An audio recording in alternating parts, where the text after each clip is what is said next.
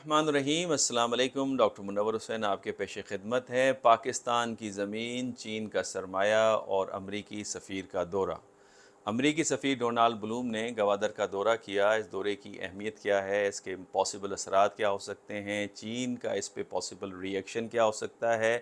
अमरीका की हिकमत अमली क्या है, चीन की हिकमत अमली क्या है, पाकिस्तान के पास क्या ऑप्शंस अवेलेबल हैं, क्या इसको हम कोल्ड वार की तनाज़र में लें या गवादर की अहमियत की ये गम्माज़ी करता है। ये वो सवालात हैं जिनके जवाबात मैं देने की कोशिश करूँगा। और फ़ॉरेन पॉलिसी के अंदर ये बड़ी एक इम्पॉर्टेंट डेवलपमेंट है, क्योंकि एक्सटर्नल सिचुएशन एक इम्पॉर्टेंट सोर्स होता है पॉलिसी मेकिंग के अंदर, कि उससे आप ट्रेंड्स को आइडेंटिफाई करने की कोशिश करते हैं कि एक मुल्क की फ्यूचर की हिकमत अमली क्या हो सकती है। बहरहाल गवादर के अंदर अमरीकी सफ़ीर डोनाल्ड ब्लूम साहब की विज़िट उन्होंने पे किया, और वैसे भी वो पाकिस्तान के अंदर काफ़ी आपको एक्टिव होते हुए नज़र आते हैं। पहले वो चीफ़ मिनिस्टर पंजाब से मुलाकात हुई, आईजी पंजाब से मुलाकात हुई। उसके बाद उनकी चीफ़ इलेक्शन कमिश्नर से मुलाकात हुई, जिसमें फ़ॉरेन ऑफिस को कुछ रिजर्वेशंस भी आपको नज़र आती हैं, जो कि फ़ॉरेन ऑफिस को बाद में उसको डिफेंड करना पड़ता है। और अब उनकी जो दौरा है वो गवादर पोर्ट का होते हुए नज़र आ रहा है। इससे एक तासुर तो ये उभर रहा है पाकिस्तान के अंदर, क्या अमेरिकन सफ़ीर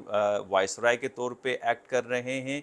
या माइक्रो मैनेजमेंट कर रहे हैं पाकिस्तान के अफेयर्स में, क्योंकि पाकिस्तान के अंदर सियासी तौर पे ये मुंतशिर है और माशी तौर पे इसमें थोड़ी सी कमज़ोरी का एलिमेंट आपको नज़र आता है।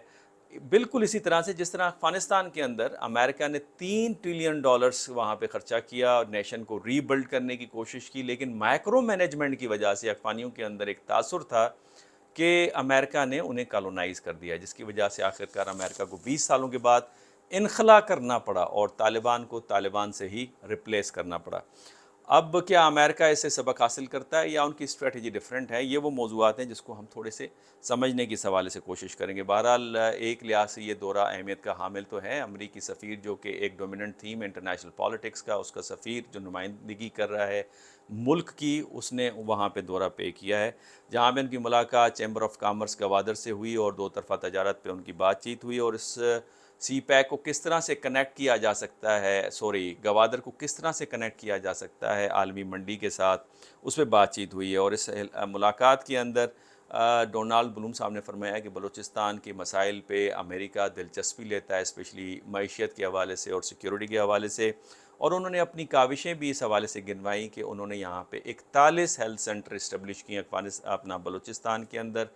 तालीम के शोबे के अंदर उन्होंने कहा हमने यूनिवर्सिटीज़ के क़याम में मदद की है, लिटरेसी रेट बलूचिस्तान की बढ़ाने में हम मदद कर रहे हैं, और बलूची ज़बान की तरवीज के लिए जनाब काम हो रहा है। सस्टेनेबल एनर्जी के लिए हम काम कर रहे हैं। अकफा और बलूचिस्तान के लोगों की हमारे साथ रिश्ता जो है वो पुराना रिश्ता है। फ्लड में तकरीबन हमने काफ़ी 6.5 लाख लोगों की मदद की और 9,000 बच्चों को खाना प्रोवाइड किया, 12,000 किसानों को हमने मदद प्रोवाइड की एग्रीकल्चर के हवाले से।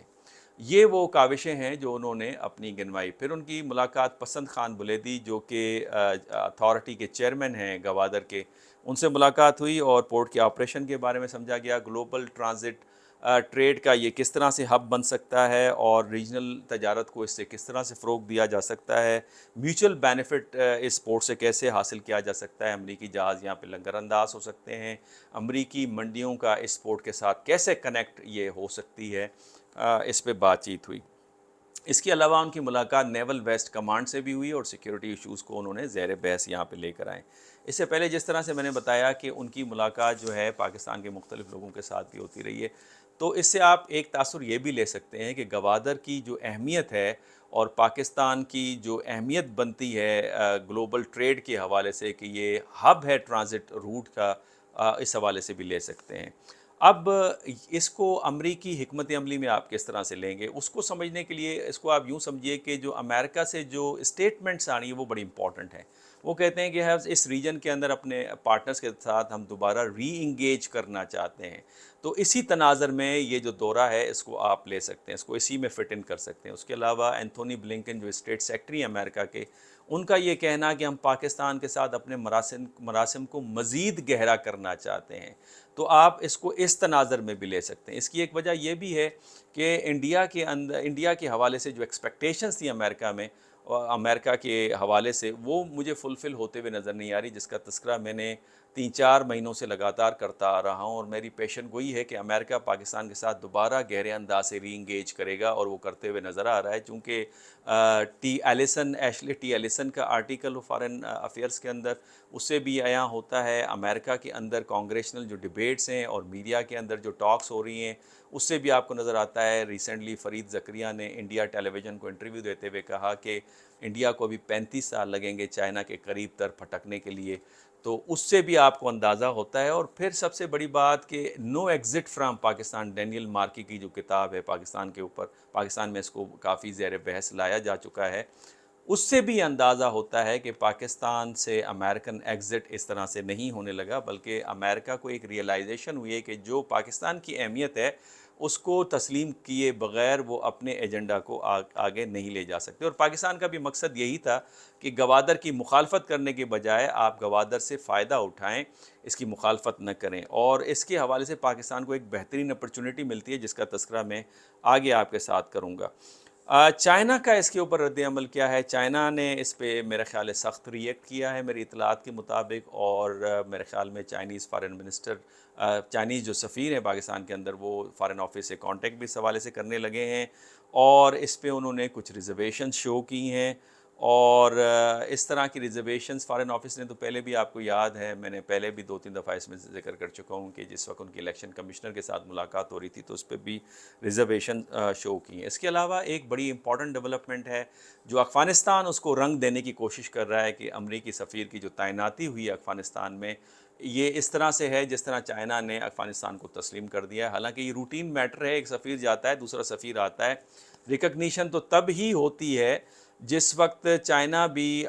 جو افغانستان کی ایمبیسی ہے چین کے اندر، ان کے سفیر کو اجازت دے کہ وہ وہاں پہ آئیں، اس وقت آپ اس کو لے سکتے ہیں۔ البتہ پاکستان میں آپ نے سنا ہوگا پرائم منسٹر کاکڑ نے کہا تھا اللیجیٹیمیٹ رجیم ہے طالبان کے افغانستان کے حوالے سے، جب یہ 6-7 دن جو ٹینشن کے رہے اس کے بعد ایک معاہدہ ہوا ہے کہ افغانستان کی سرزمین استعمال نہیں ہونے دیں گے، اس کے علاوہ یہاں سے حملے نہیں ہوں گے، اس کے علاوہ اسمگلنگ میں طالبان کی جو حکومت ہے وہ مدد کرے گی۔ لیکن ایک تضاد آپ کو نظر آتا ہے امریکہ versus Russia and China.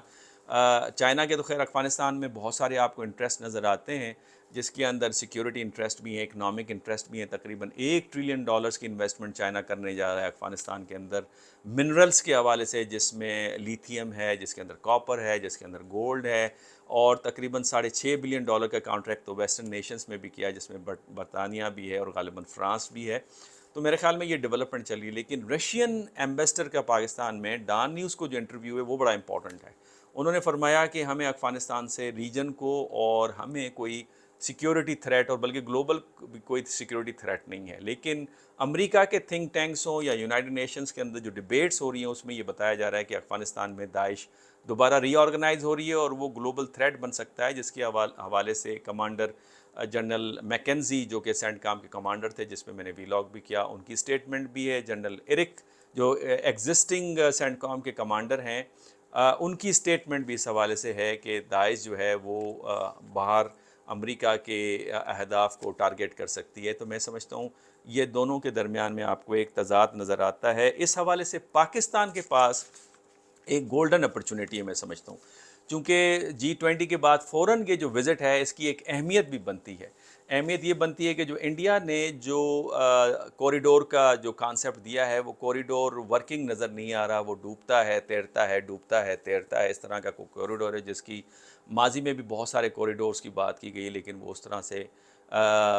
Practical shape لیتے ہوئے نظر نہیں آ رہے جس طرح سے BRI اور سی پیک نے یہ لیا ہے۔ تو میں سمجھتا ہوں اس کی اہمیت کو تسلیم کرنا ہوگا، اور بجائے یہ کہ ہم کولڈ وار پالیٹکس میں جائیں، میرا خیال ہے امریکہ کو یہ ریئلائزیشن کروانے کا ایک بہترین موقع ہے پاکستان کے پاس کہ اس سے آپ بھی فائدہ اٹھا سکتے ہیں۔ امریکہ کے اور چین کے درمیان میں دوسرے لفظوں میں یہ کہوں کہ پاکستان کے پاس ایک بہترین موقع ہے کہ وہ برج کرے، جو ایک غلط فہمیاں، یہ پرسیپشنز ہیں، ان کو برج کرے اور ون ون سچویشن اس حوالے سے پاکستان کریٹ کروا سکتا ہے۔ اس کے علاوہ پاکستان کے پاس یہ بھی موقع ہے کہ امریکہ کو پریشرائز کرے کہ وہ انڈیا کو یہ بتائے کہ ریجنل کنیکٹیوٹی کا ایک ہی سورس ہے اور وہ پاکستان ہے، پاکستان کے بغیر کبھی بھی ریجنل کنیکٹیوٹی کا جو خواب ہے وہ پورا نہیں ہو سکتا۔ اگر آپ India, Middle East, European connectivity کی بھی بات کریں تو وہ پاکستان کے بغیر وہ ناممکن ہے، وہ مہنگا ہے، لہٰذا یہ ریئلائزیشن بھی پاکستان جو ہے وہ کروا سکتا ہے، اور پاکستان جو دو بڑے جائنٹ ممالک کے درمیان میں ایک دوسرے کے بارے میں جو غلط فہمیاں ہیں، مسپرسیپشنس ہیں، ان کو اس حوالے سے برج کر سکتا ہے۔ اب اس میں جو ایک اور جو چیز سامنے کھل کے آ رہی ہے وہ یہ کہ پاکستان جو ہے وہ آئسولیٹ ہوتا چلا جا رہا ہے۔ یہ ایک غلط فہمی ہمارے پاس بھی بیان کی جا رہی ہے کہ انڈیا کے اندر G20 کی سمٹ ہوئی، اس سے پہلے سنگائی کی سمٹ ہوتی ہے، G7 میں انڈیا شرکت کرتا ہے،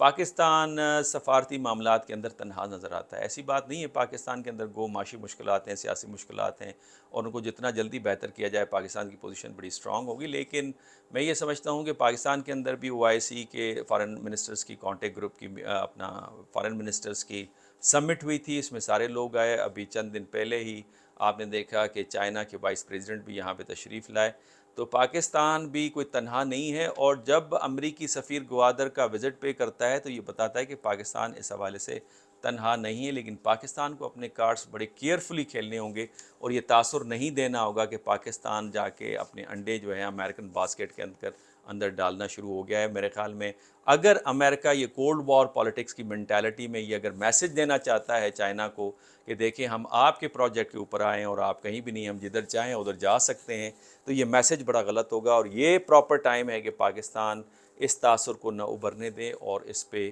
کام کریں۔ آج کے لیے یہی آپ کی خدمت میں، آپ کی کمنٹس کا انتظار رہے گا۔ اجازت دیجیے، اللہ حافظ۔